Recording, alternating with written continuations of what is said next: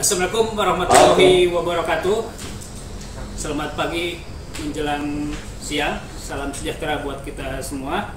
Semoga kita senantiasa berada dalam lindungan Allah Subhanahu wa taala, diberi nikmat sehat, dijauhkan dari segala penyakit, terutama dari virus COVID-19 yang sedang mewabah saat ini. Bertemu lagi dengan kami KPU Kabupaten Cirebon dalam program acara Ngademi COVID-19, Ngaji Demokrasi di Masa Pandemi. Pertemuan ini merupakan sesi kedua atau gelaran kedua, dan insya Allah program acara ini akan rutin kita laksanakan seminggu sekali setiap hari Rabu selama masa pandemi COVID-19. Sebelumnya kami memohon maaf sebesar-besarnya kepada para netizen.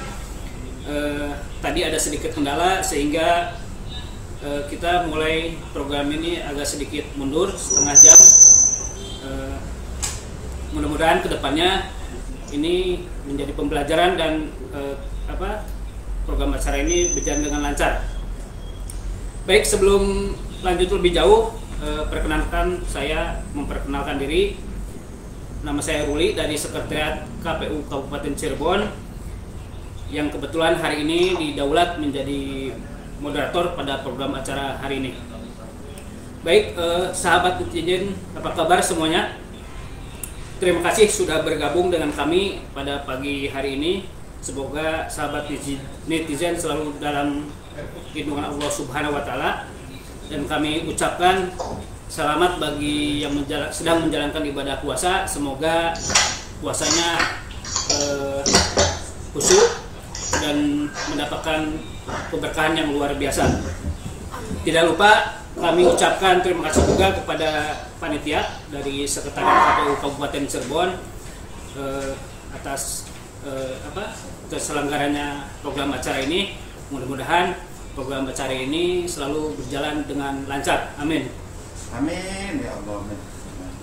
Baik, sobat netizen semuanya, perlu kami sampaikan bahwa program acara Ngademi COVID-19, Ngaji Demokrasi dalam Masa Pandemi ini merupakan bagian atau upaya atau langkah KPU dalam melakukan sosialisasi serta pendidikan pemilih berkelanjutan kepada masyarakat, yang insya Allah ini akan terus menerus dilakukan atau dilaksanakan oleh KPU baik tingkat pusat maupun provinsi maupun KPU kabupaten kota dalam kondisi apapun, termasuk kondisi pandemi COVID-19 yang sekarang sedang kita hadapi. Kita tahu bahwa dampak pandemi COVID-19 ini cukup besar, jadi ruang dan gerak kita menjadi terbatas, termasuk termasuk dampaknya ke pilkada serentak tahun 2020 yang pada akhirnya harus diundur dikarenakan pandemi COVID-19. Mudah-mudahan kita sama-sama berdoa kondisi ini segera berlalu. Baik, muncul pertanyaan bahwa kenapa sosialisasi serta pendidikan pemilih berkelanjutan itu penting untuk terus dilakukan. Ada beberapa alasan, diantaranya yaitu salah satunya indikator suksesnya pemilihan itu adalah tingkat partisipasi masyarakat. Dan alasan lain yaitu salah satu tujuan dari sosialisasi dan pendidikan pemilih berkelanjutan adalah pada akhirnya harapannya masyarakat akan menyadari bahwa dengan cara berperan aktif dan berpartisipasi aktif dalam sistem demokrasi dan pemilihan itu menjadi suatu kebutuhan bagi masyarakat. Jadi bukan hanya keterpaksaan ataupun karena iming-iming atau imbalan. Dalam konteks ini tentunya KPU mempunyai strategi atau kiat atau yang lebih tepatnya strategi apa dan bagaimana strategi sosialisasi dan melakukan pendidikan pemilih berkelanjutan kepada masyarakat. Nah, apa dan bagaimana strateginya nanti di sesi ini, di pertemuan ini akan dibahas tuntas oleh para narasumber yang sudah master, sudah expert di bidangnya, dan kebetulan untuk sesi pertemuan kali ini cukup istimewa karena ada salah satu narasumber yang sangat saya idolakan. Nanti saya perkenalkan. Baik, untuk tema pertemuan hari ini tadi berkaitan dengan yang sudah saya sampaikan sebelumnya, yaitu strategi sosialisasi pendidikan pemilih dan partisipasi masyarakat dalam pemilihan serentak di masa pandemi COVID-19. Baik, para sahabat netizen, di studio mini ini telah bergabung para narasumber, tepatnya ada 2 narasumber yang akan memberikan penjelasan terkait tema hari ini. Yang pertama, perkenalkan saya untuk memperkenalkan narasumber pertama yang sudah hadir langsung di studio mini kita, yaitu Ibu Husnul Khotimah. Beliau merupakan Komisioner KPU Kabupaten Cirebon, Kepala Divisi SDM dan Parmas. Apa kabar, Bu? Alhamdulillah. Yang kedua, ini merupakan narasumber yang membuat pertemuan acara hari ini tambah istimewa. Langsung saya perkenalkan saja, Bapak Dr. Idam Holik. Beliau merupakan Komisioner KPU Provinsi Jawa Barat, Kepala Divisi Sosialisasi dan Parmas. Beliau bergabung, tidak hadir langsung di studio, tapi kita komunikasi melalui aplikasi. Mudah-mudahan suaranya cukup jelas, nanti bisa didengar oleh para netizen semuanya. Assalamualaikum, apa kabar Pak? Terdengar? Waalaikumsalam warahmatullahi wabarakatuh. Alhamdulillah baik. Semoga kita semua dalam kondisi baik. Amin ya robbal alamin. Baik. Amin. Selanjutnya saya akan menyampaikan dulu aturan diskusi atau program belajar akademi ini. Yang pertama perlu saya sampaikan bahwa pertemuan ini akan berlangsung kurang lebih 1 jam atau 60 menit. Jadi selama 1 jam ke depan kita akan coba berdiskusi terkait tema yang akan disampaikan oleh para narasumber. Nanti mungkin untuk penyampaian materi oleh para narasumber kita akan berikan waktu sesi sebanyak 40 menit, nanti 40 menit untuk menyampaikan materi. Selebihnya 20 menit kita akan lakukan untuk diskusi interaktif dengan para netizen. Jadi nanti para netizen bisa berinteraksi langsung dengan cara nanti memberikan komentar atau pertanyaan di kolom komentar, baik di FB maupun di IG. Insya Allah nanti pertanyaan-pertanyaan dari para sahabat netizen akan langsung ditanggapi oleh para narasumber. Baik, untuk mempersingkat waktu, kami persilahkan kepada para narasumber untuk menyampaikan materinya. Yang pertama dari Bapak Dr. Idam Holik, Komisioner KPU Provinsi Jawa Barat. Waktu sepenuhnya kami persilahkan. Mangga Pak Idam. Ya, terima kasih. Terima kasih Kang. Siap. Apakah suara saya terdengar dengan jelas? Kalau di studio kami terdengar suaranya jelas. Jelas ya? Jelas. karena kebetulan di speaker saya ini seperti ada suara angin. Ya, oke, nggak apa-apa. Angin mamiri. Bismillahirrahmanirrahim. Apa deh? Angin mamiri. Iya. Bismillahirrahmanirrahim. Assalamualaikum warahmatullahi wabarakatuh. Waalaikumsalam warahmatullahi wabarakatuh. Alhamdulillah pada pagi hari ini saya bisa bersilaturahmi dengan rekan-rekan KPU Kabupaten Cirebon beserta para netizen. Mudah-mudahan acara pada saat ini bisa mendatangkan banyak manfaat buat kita ke depannya, khusus dalam rangka peningkatan kualitas demokrasi di Jawa Barat dan khususnya di Kabupaten Cirebon. Amin. Yang saya hormati kepada Ketua KPU Kabupaten Cirebon, Kang Haji. Ya, apa kabar Kang Haji? Alhamdulillah. Ada Pak di sebelah kami. Ya. Jadi penonton. Yang saya hormati Teh Husnul selaku pembicara dan anggota KPU Kabupaten Cirebon yang standby sejak dini tadi. Sehat selalu Teh. Amin. Alhamdulillah. Alhamdulillah Teh. Ya, jangan sampai bertemu COVID-19 ya Teh. Ya, jauh-jauh deh, pahit lah. Pahit. Oke, yang saya hormati rekan-rekan anggota KPU Kabupaten Cirebon, yang lainnya beserta Pak Sekretaris, beserta pejabat sekretariat KPU Kabupaten Cirebon, rekan-rekan netizen yang saya banggakan.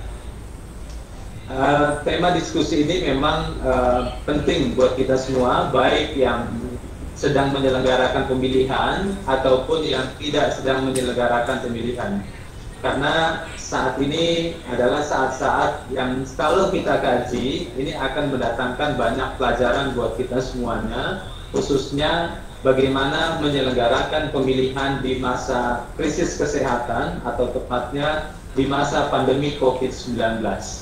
Jadi saya mengapresiasi apa yang digagas oleh KPU Kabupaten Cirebon dalam memilih tema ini. Ya, tentunya kita semua tahu bahwa pandemi COVID-19 ini tidak hanya Indonesia, jadi hampir seluruh negara di dunia mengalami pandemi yang sama. Dan hari ini demokrasi kita tersandra karena penyebaran COVID-19. Itulah kenapa KPU Republik Indonesia meminta kepada seluruh jajarannya, KPU Provinsi maupun KPU Kabupaten.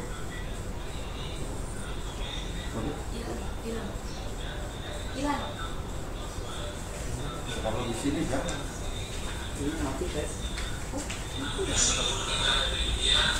Mengalami pandemi yang sama, dan hari ini demokrasi kita bersandra karena penyebaran COVID-19. Itulah kenapa KPU Indonesia meminta ini saya melihat sebenarnya ada dua kelompok besar. Yang pertama ada kelompok yang optimis, yang kedua ada kelompok yang pesimis. Tapi tentunya kita tidak sedang membahas perdebatan kenapa harus pesimis dan kenapa harus optimis, karena saya ingin menyampaikan yang optimis saja.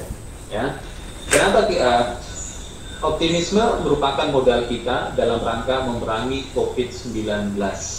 Ada banyak pendapat para ahli yang menyatakan bahwa COVID-19 ini dapat ditangani, ya. Walaupun sampai saat ini memang vaksinnya belum ada di dunia dan saat ini masih terus dilakukan uji coba, dan saya sangat yakin vaksinnya pasti ketemu.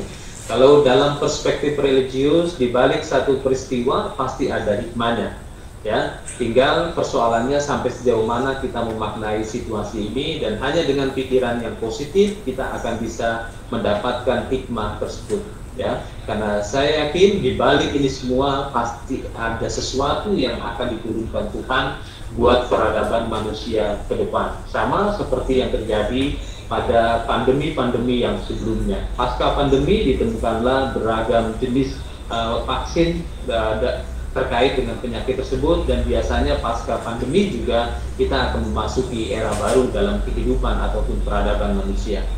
Terkait dengan hal ini, saya sependapat dengan apa yang disampaikan seorang penulis novel ternama internasional. Beliau bernama Arundhati Roy, beliau berasal dari India. Beliau mengatakan bahwa the pandemic is a portal. Nah, pemikiran ini dipublikasikan di sebuah portal bernama Financial Times. Jadi beliau dalam artikelnya menyatakan bahwa pasca pandemi ini kita akan memasuki babak baru. Jadi pandemi ini sebagai sebuah portal. Saya meyakini itu juga, dan hari ini portal baru tersebut sudah mulai terasa kita alami, di mana hampir setiap hari itu selalu ada informasi tentang kegiatan webinar atau diskusi online seperti yang saat ini sedang kita selenggarakan. Nah, dalam perspektif demokrasi digital, ya, webinar atau video conference atau diskusi online ini merupakan bentuk dari demokrasi digital. Pertanyaannya, apakah Indonesia baru memasuki demokrasi digital pada saat masa pandemi? Tentunya tidak. Indonesia sudah mulai mengenal demokrasi digital sejak pertama kali Indonesia menggunakan internet. Ya, bahkan gerakan reformasi 1998 itu, kalau saya baca dari berbagai penelitian, itu sudah menggunakan internet, yaitu berbasiskan email. Artinya e-demokrasi sudah berjalan di sana. Lalu apa istimewanya saat ini ketika kita bicara demokrasi digital? Saya menyebutnya ini sebagai spring, musim semi demokrasi digital. Yang biasanya demokrasi digital kita itu di media-media sosial dengan basis teknologi Web 2.0, ya, itu hanya diisi untuk eskapisme, ya, eskapisme, terus ekspresi narsistik dan lain sebagainya. Tapi sekarang internet mengalami penggunaan yang selangkah lebih maju, digunakan untuk berdiskusi secara serius, ya. Inilah hikmah di balik COVID-19. Kenapa saya menyampaikan dalam perspektif yang positif? Hanya dengan perspektif yang positif inilah kita dapat mengapresiasi kinerja para pahlawan kesehatan. Jadi kalau kita tidak bisa mengambil hikmahnya, sama artinya kita tidak mengapresiasi pahlawan kesehatan yang telah menaruhkan jiwa, raga, dan waktunya untuk menyelesaikan atau memutus mata rantai COVID-19. Saya ingin mengajak kepada masyarakat Jawa Barat, khususnya kepada masyarakat Kabupaten Cirebon, mari kita optimis sambil mematuhi semua aturan protokol kesehatan yang ditentukan oleh pemerintah. Apalagi sekarang pemerintah mengintrodusir sebuah diskursus, yaitu the new normal. Apa yang dimaksud dengan the new normal atau kenormalan baru ini, di mana kita tetap terbiasa menghadapi atau menjalani kehidupan dengan protokol kesehatan, mulai dari menggunakan masker pada saat keluar rumah, terus juga ya sering-sering mencuci tangan dengan hand sanitizer ataupun sabun dan lain sebagainya. Dan yang terpenting kita melakukan physical distancing, ya, physical distancing seperti apa yang tadi disampaikan oleh moderator. Nah, artinya kita optimis bahwa Indonesia, Jawa Barat, dan juga Kabupaten Cirebon akan segera terbebas dari COVID-19 dan kita akan segera hidup normal, ya. Terkait dengan strategi sosialisasi di masa pandemi ini tentunya kita harus kembali kepada Perpu, ya, Perpu, peraturan perubahan perundang-undangan, ya, Perpu nomor 2 tahun 2020 yang pada tanggal 4 Mei telah diterbitkan oleh pemerintah. Perpu tersebut itu berisi 3 pasal, 1 pasal revisi, 2 pasal sisipan.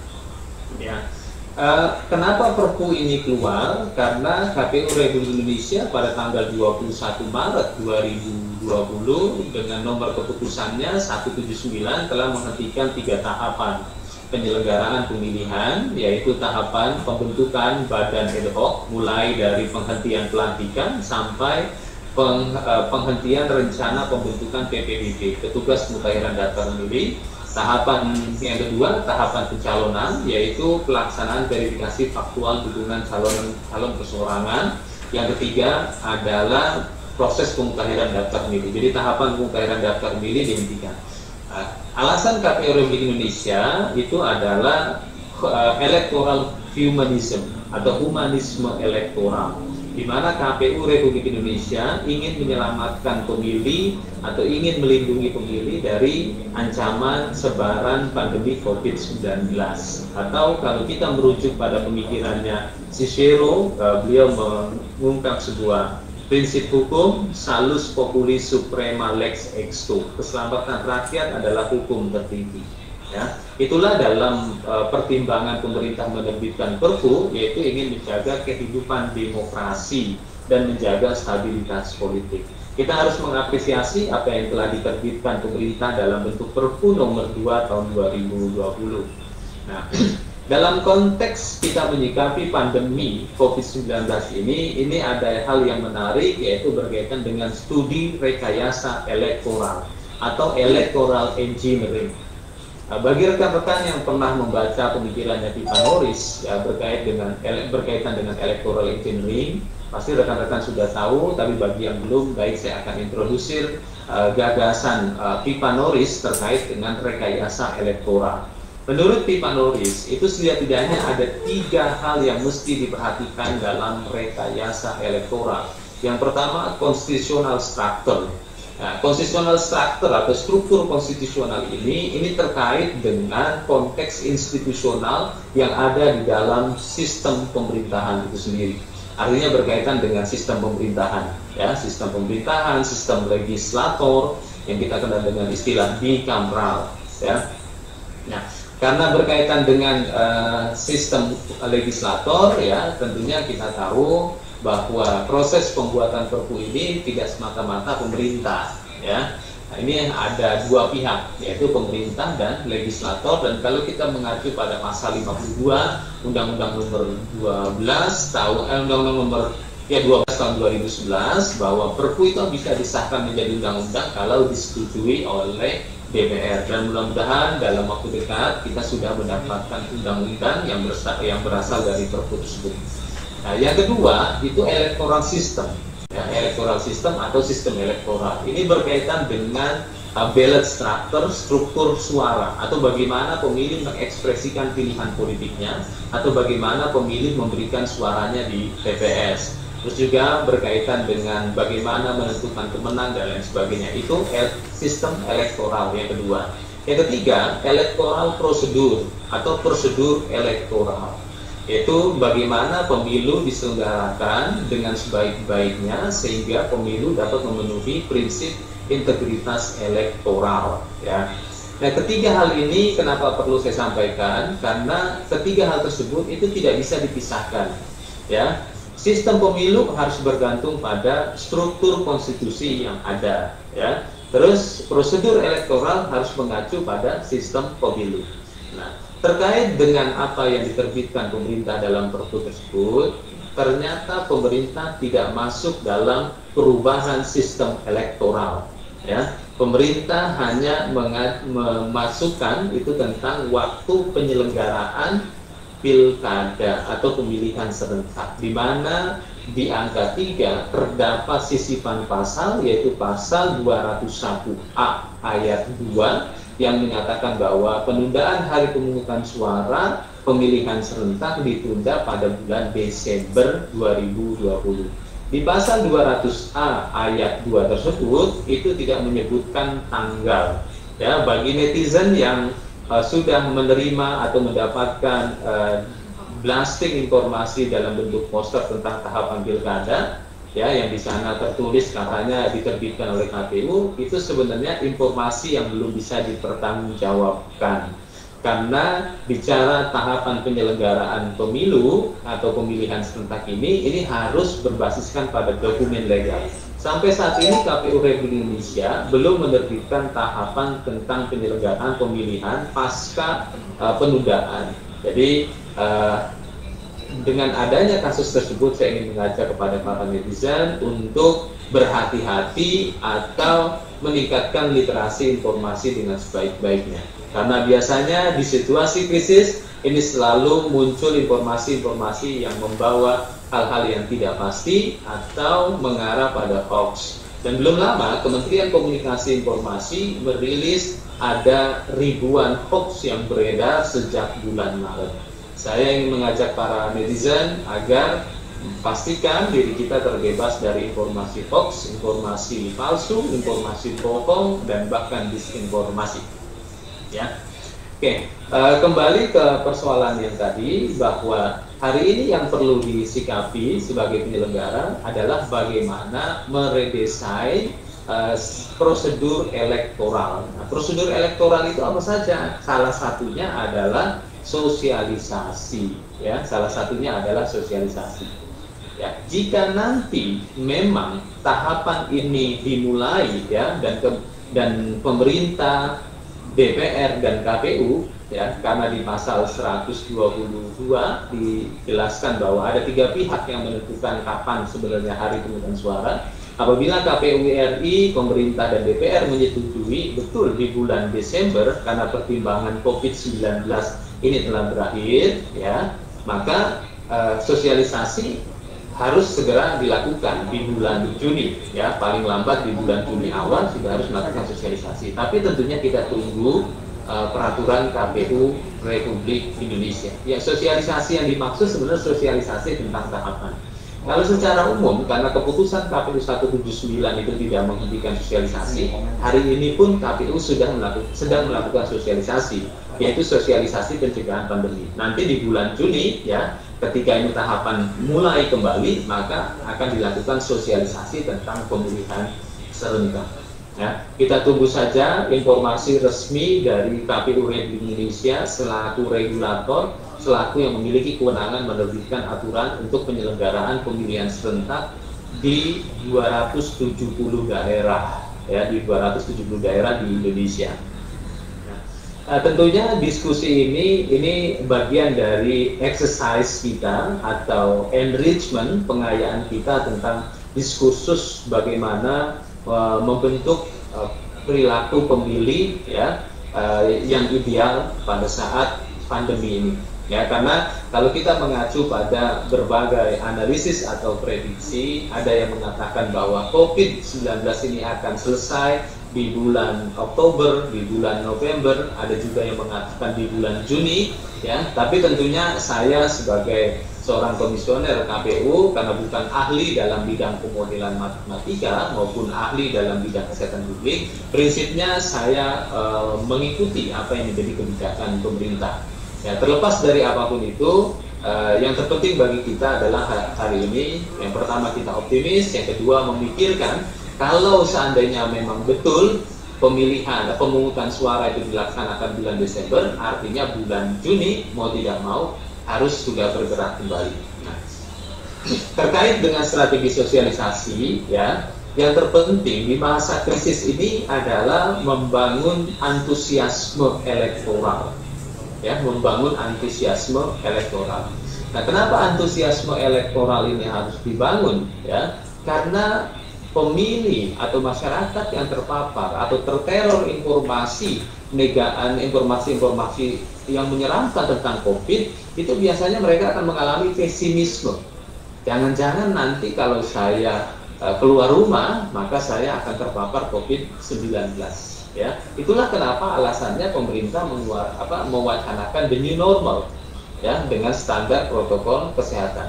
Nah, jadi antusiasme ini adalah fondasi, ya, bagi KPU yang menyelenggarakan pemilihan. Ini harus terbentuk, ya, bahwa masyarakat dapat memahami bahwa penyelenggaraan pemilihan ini dalam situasi krisis, dan oleh karena itu masyarakat atau pemilih harus tetap memiliki komitmen dapat menyukseskan kegiatan penyelenggaraan pemilihan ini. Nah, komitmen menyukseskan penyelenggaraan pemilihan ini ya harus dilakukan dengan yang namanya partisipasi elektoral. Nah, agar partisipasi elektoral ini berjalan dengan baik, maka nanti KPU akan melakukan beberapa hal, ya, untuk menjaga antusiasme pemilih tersebut. Ya, jadi antusiasme sekali lagi ini adalah fondasi bagi suksesnya penyelenggaraan pemilihan. Oleh karena itu, saya juga di Jawa Barat khususnya dalam menyampaikan pada rekan-rekan, mohon lakukan komunikasi publik dengan sebaik-baiknya kepada masyarakat, ya, agar tetap memiliki kepercayaan kepada lembaga penyelenggara pemilihan, mampu menyelenggarakan pemilihan di tengah pandemi, ya, dan juga, ya, pandemi ini segera berakhir. Yang selanjutnya, ya, ini terkait dengan rekayasa elektoral. Kalau biasanya sosialisasi dilakukan dengan menggunakan metode konvensional atau metode face to face, lebih dominannya demikian, ya. Tetapi sekarang karena di masa pandemi ini ada yang namanya kebijakan physical distancing, ada kebijakan dalam PSBB tidak boleh ada pertemuan yang melebihi 5 orang dalam satu tempat yang sama, ya. Jadi mau tidak mau, ya, kegiatan sosialisasi nanti ke depan itu harus lebih banyak menggunakan teknologi ICT, Information Communication Technology, atau yang kita kenal dengan internet, ya, atau bisa kita sebut dengan e-socialization atau sosialisasi berbasis internet, atau e-voters education atau pendidikan pemilih berbasiskan internet. Nah, kalau ada pertanyaan, ya, sejauh mana efektivitas sosialisasi menggunakan internet? Ya, ini saya yakin pertanyaan ini akan berkembang, ya, berkembang di masyarakat, ya, dan ini harus dijawab oleh KPU penyelenggara pemilihan.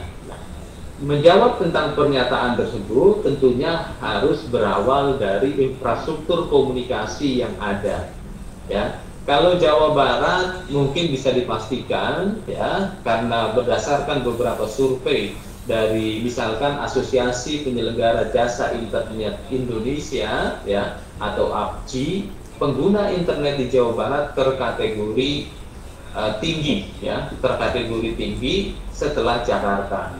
Artinya ini menunjukkan bahwa infrastruktur komunikasi di Jawa Barat itu bagus.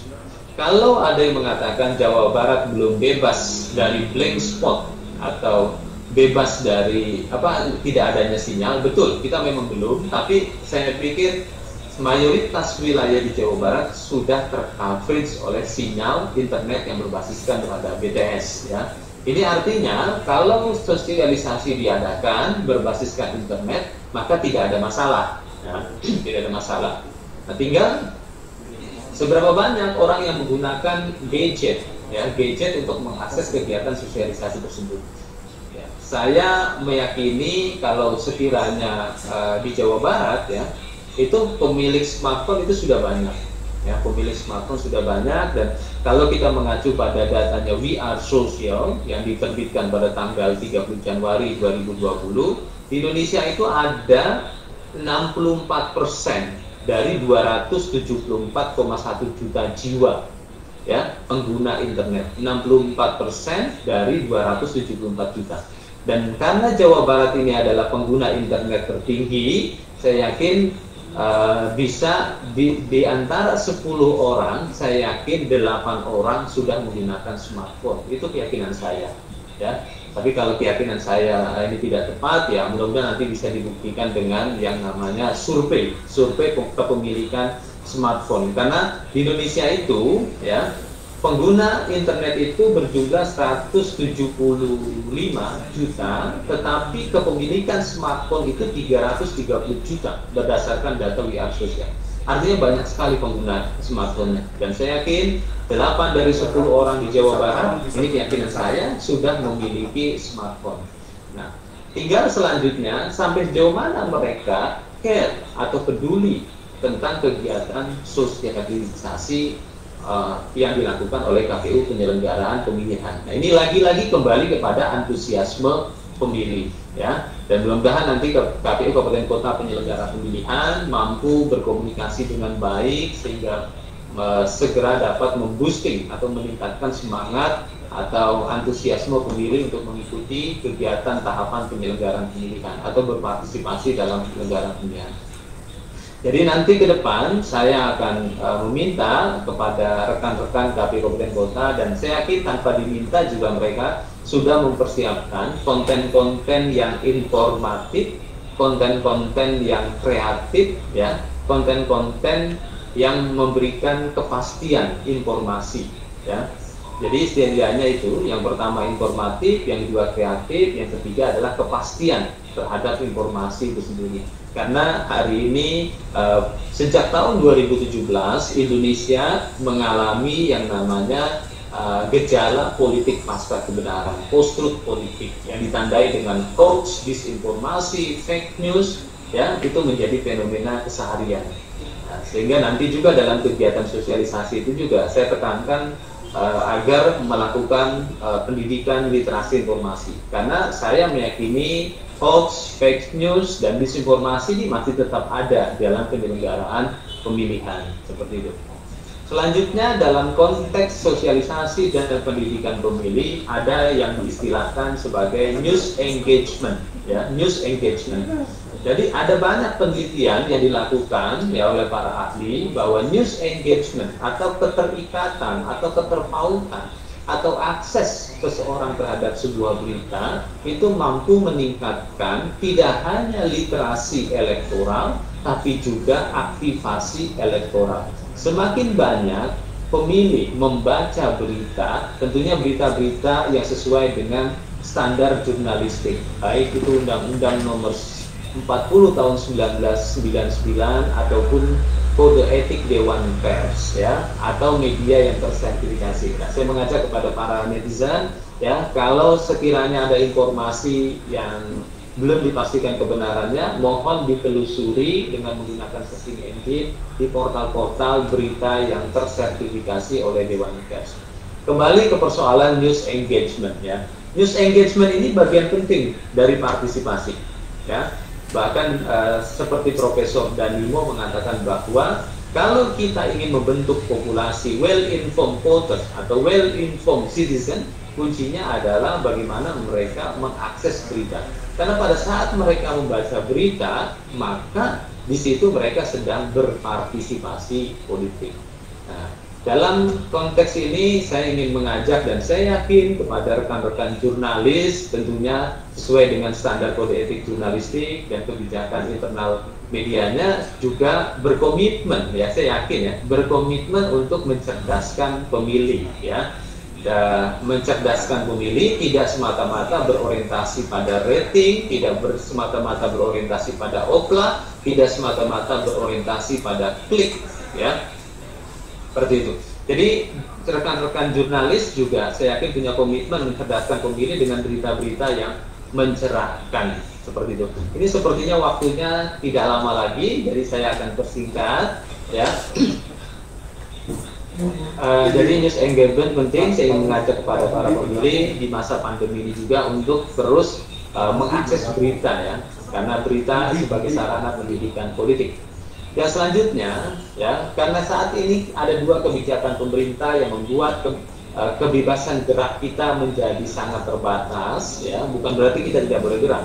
Yang pertama adalah kebijakan stay at home, kebijakan harus tinggal di rumah, lebih banyak tinggal di rumah. Yang kedua, physical distancing. Artinya waktu kita lebih banyak di rumah, apalagi ditopang dengan kebijakan work from home atau bekerja dari rumah. Saya ingin mengajak kepada para netizen agar meningkatkan minat membaca. Karena dengan kita membaca, kita sedang berdemokrasi, ya. Membaca itu adalah bagian penting dalam membentuk budaya demokrasi. Ya, Fuad Hasan, mantan Menteri Pendidikan di zaman Orde Baru, beliau mengatakan jika suatu bangsa ingin maju, maka sangat ditentukan oleh masyarakat baca atau reading society, ya. Begitu juga dalam konteks demokrasi. Kalau demokrasi kita ingin matang, demokrasi kita ingin lebih baik, maka kita harus perbanyak populasi masyarakat baca atau reading society. Reading society ini penting sekali, ya, harus dikembangkan oleh pemerintah dan para stakeholder, ya. Diawali dari diri kita bagaimana sering membaca, ya. Dan kita mesti ingat, internet ini kelebihannya selain interaktivitas, internet menghadirkan informasi tidak dibatasi oleh ruang dan waktu. Ya, informasi yang berada di seluruh dunia bisa kita akses.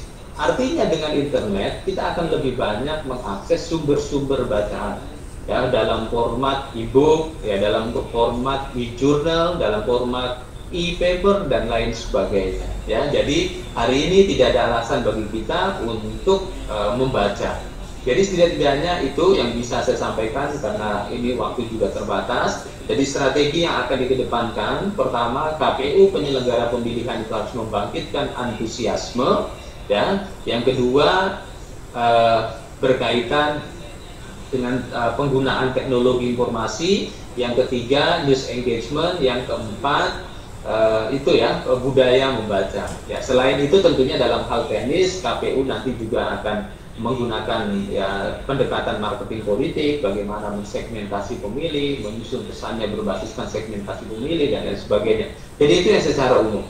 Jadi yang terpenting bagi kita hari ini, kita terbiasa berdemokrasi di tengah krisis kesehatan atau di tengah COVID-19 ini. Tidak ada alasan bagi kita untuk menghentikan aktivitas demokrasi, ya. Seperti itu. Demokrasi harus menjadi bagian dari kehidupan kita, apalagi saat ini sejak tahun 2004 ya bulan November Presiden SBY membuat kebijakan ada yang namanya konsolidasi demokrasi, begitu juga dilanjutkan oleh Pak Jokowi hari ini konsolidasi demokrasi. Nah, konsolidasi demokrasi itu secara sederhana dipahami, demokrasi is the only game on the town. Ya, jadi demokrasi adalah satu-satunya sistem yang harus diaplikasikan. Maksudnya demikian. Jadi sekali lagi kita harus optimis bahwa bangsa ini akan segera keluar dari pandemi COVID-19 dan kita juga harus tetap berdemokrasi. Ya, dan doa saya kita semua terbebas dari COVID-19. Tentunya sebagai bentuk ikhtiar kita patuhi protokol pemerintah. Itu saja yang bisa saya sampaikan karena waktunya sepertinya sudah habis ya. Ya. Terima kasih Kang Moderator, Teusul. Siap, terima kasih Pak Idam atas penyampaian dan penjelasannya. Halo? Penjelasan. Terdengar nggak? Ya, terdengar jelas Pak Idam. Nah, ya. Ya, sekali lagi terima kasih Pak Idam atas penyampaian dan penjelasan materi pada tema diskusi kita hari ini. Mohon Pak Idam untuk standby. Nanti barangkali ada pertanyaan-pertanyaan dari netizen yang mengajukan pertanyaan. Selanjutnya sebelum kita beranjak ke mengecek kolom-kolom komentar, langsung saja untuk menghemat waktu kami persilahkan untuk narasumber kedua untuk menyampaikan materinya. Untuk waktu sepenuhnya kami serahkan kepada Ibu Husnul Khotimah. Ya. Assalamualaikum warahmatullahi wabarakatuh. Yang saya hormati, saya sapa dulu nih Pak Idam.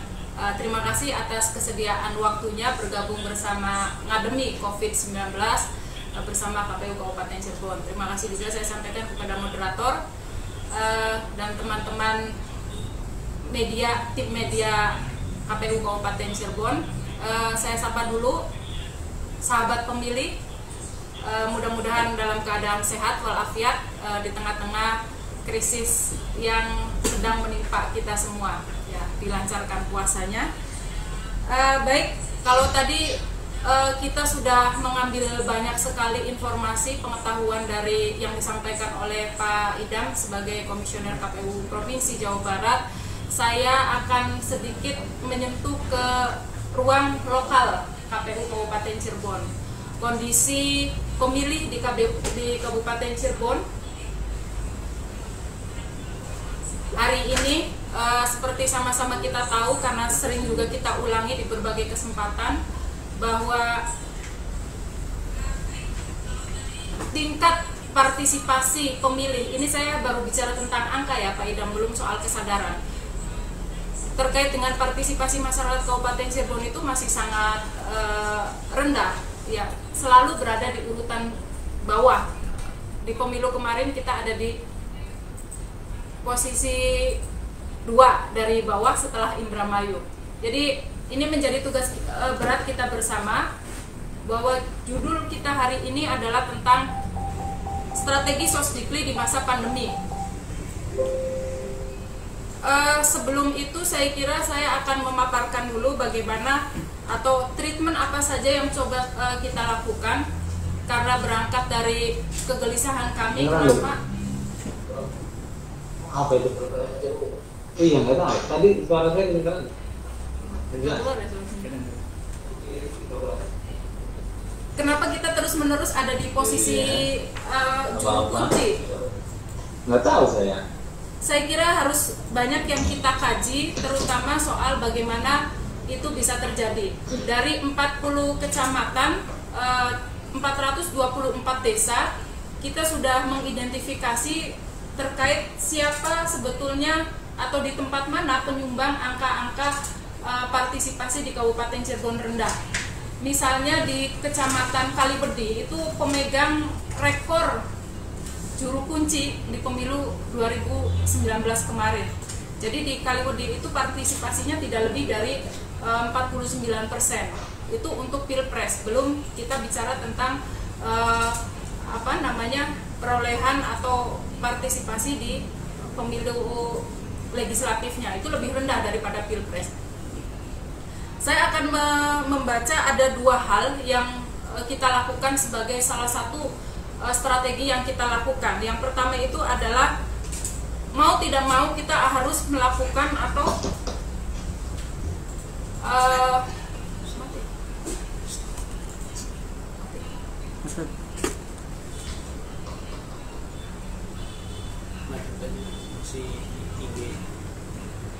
melakukan konsolidasi kelembagaan atau konsolidasi institusional. Yang kedua adalah kemitraan strategis. Konsolidasi kelembagaan atau institusional itu adalah sesuatu yang wajib kita lakukan karena apa? KPU melakukan sosdiklik berkelanjutan itu tidak akan bisa melakukan secara sendirian. Maka kemudian yang harus kita lakukan pertama kali adalah kita bekerja sama dengan membangun kerjasama dengan institusi-institusi yang ada di Kabupaten Cirebon. Selama ini mungkin orang beranggapan bahwa partisipasi soal kehadiran ke TPS, soal kesadaran demokrasi itu murni menjadi tanggung jawab penyelenggara pemilu, padahal tidak demikian. Atau gimana?